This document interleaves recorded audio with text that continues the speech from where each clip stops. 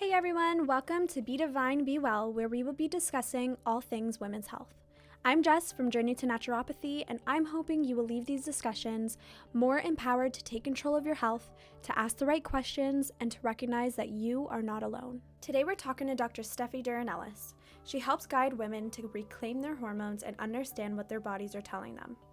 We will be talking about endometriosis, which affects 1 in 10 women during their reproductive years. Let's begin. To begin, let's just talk about what endometriosis is. Mhm. What have they defined it to be?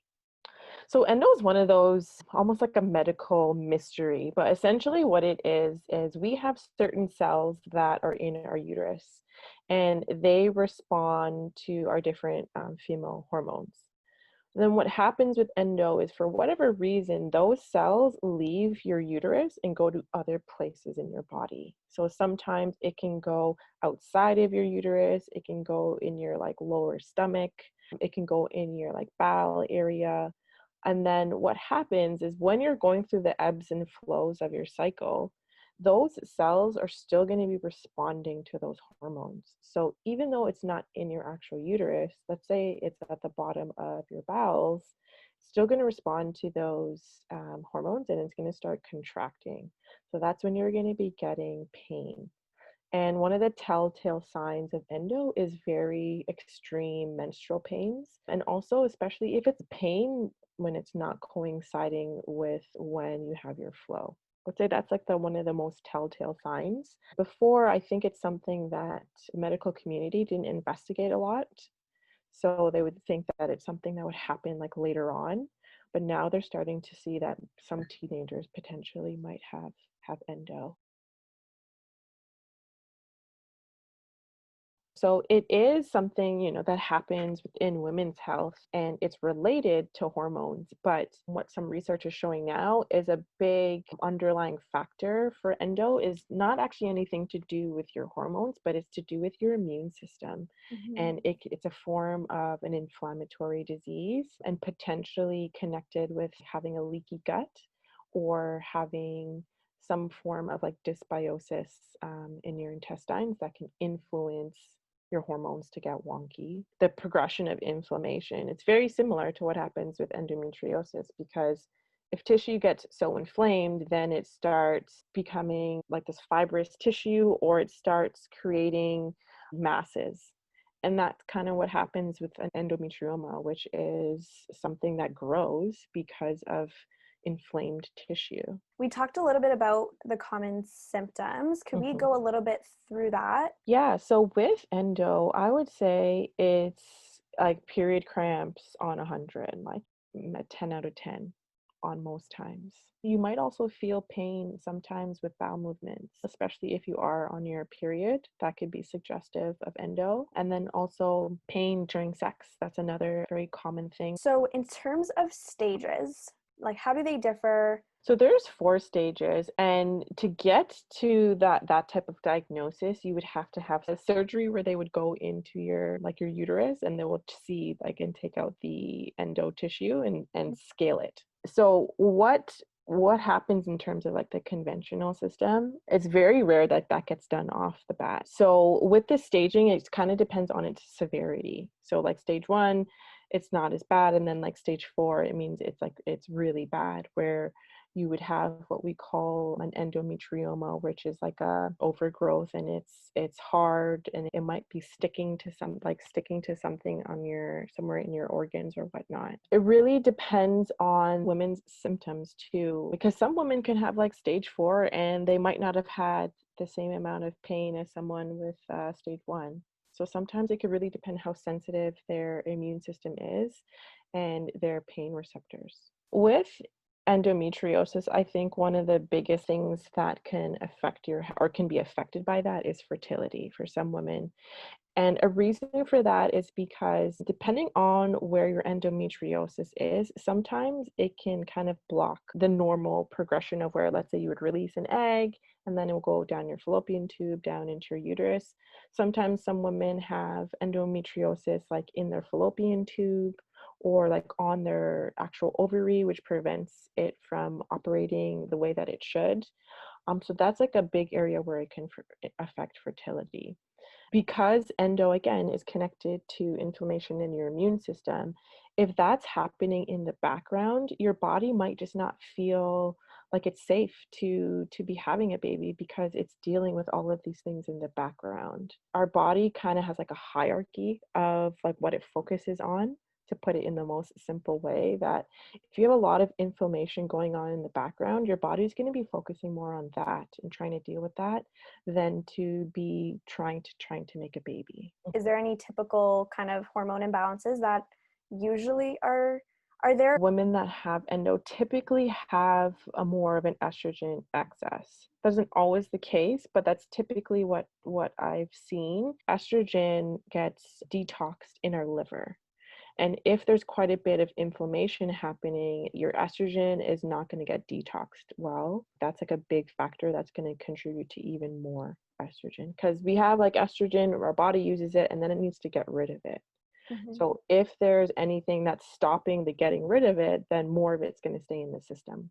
Right. I always want to talk about the fact that there is still endometriosis patients who will get pregnant. It's not kind of Yes. this blanket statement. No. And that's, I think, too, where most naturopaths, where we have a different approach, where our health is very fluid and dynamic. And if you start making changes to build your body back up and make it healthier, then the possibilities are almost infinite. Yes, it might take some time for our body to like find its newer rhythm, but so many things are possible, especially when you have the guidance of a naturopath to help you along the way. Yeah. So from a treatment perspective, conventional wise, what are the typical approaches that a lot of your patients are coming in with that they've heard from their doctors? So normally they're either put on the pill, or it could even be more what I call aggressive, and they're put on something called Lupron, which essentially puts them into like a fake menopause. Mm. And the reason for that is because they want the endometrial cells not to be responding to estrogen. Unfortunately, if fertility is something that you're looking forward to, then that can influence it in a way, because we need our hormones to be ebbing and flowing as they should, to help if you do want to conceive naturally. Mhm. Okay, so that's the conventional side, which it's usually, not all the time, more invasive. And Mhm. that's as a naturopathic doctor, when we're going through our therapeutic order, we want to focus on that at the end if we need to. Yes. And so, from our side of medicine, can you get a little bit into that for people watching? Yeah. So with endo, a big part is to going to be focusing on inflammation. And the way that we can do that is through like nutrition. So really trying to limit inflammatory foods, and also increasing like fruits and vegetables, because those also would be anti-inflammatory, and will also, they have antioxidants, which will just help your body work better. Mhm. So that's like number one. And then I like adding in some like herbs and supplements. So there is something called N-acetylcysteine, which is an amino acid, and it's a really strong like antioxidant. It can also act as an anti-inflammatory. And there has been some research to back its support with endometriosis. And then also herbs. Herbs are beautiful when they come to helping your body reduce its inflammation, because sometimes we just need a little bit of help. One herb that I personally like using is curcumin, which comes from turmeric. And then that's more of like the herbal and nutrition. And then also the like mind body side, where it's really understanding how stress shows up for the individual's life, because it shows up differently for different people. And one thing I find with my patients, a lot of them say that they're not stressed, but like what happens is people just get so used to living busy lives, they're not realizing how that could be affecting their body.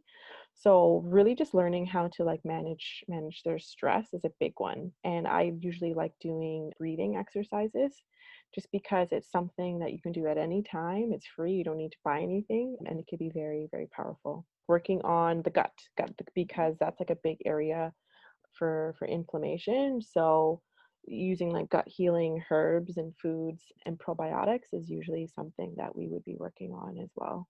from a symptom perspective, do you see any differences with your PCOS population and your endo population? So I would say PCOS, there usually is no pain because it's more to do with the metabolic part with having irregular cycles. There typically isn't pain. If you have pain, it's not as likely that you have PCOS, or if you do have PCOS, then there's probably something else happening as well, where it's not because of the PCOS you're getting pain. Yeah, I think the pain with the periods is really important because, people just take Advil or Tylenol and they think, well, I've had this for the last 2 years, so it's fine. Yeah, and like, I mean, helps. to be honest, that used to be me before I knew what I knew. Like for me, I used to have like debilitating cramps, and I popped ibuprofen every couple hours on my heaviest day. And my doctor said like that was fine. Like that's just what women get. And it's like, no, it's really not. Like, just for your viewers also to understand period cramps, our uterus is a muscle. So when we're having our period, the muscle is contracting to help us, let go of our lining.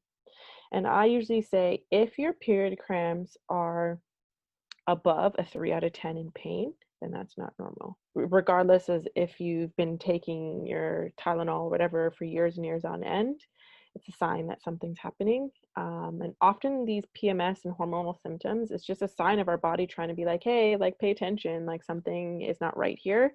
And I'm trying to show you that something is not happening that's the way it's supposed to through these symptoms. So it's really just starting to like listen to that and know that that's what it's doing, as opposed to kind of like what you said, it being normalized within our society and by some doctors as well too. And I think that starts from young, where we need to start educating teenagers or people that are going through puberty of the real meaning behind our cycles and whatnot.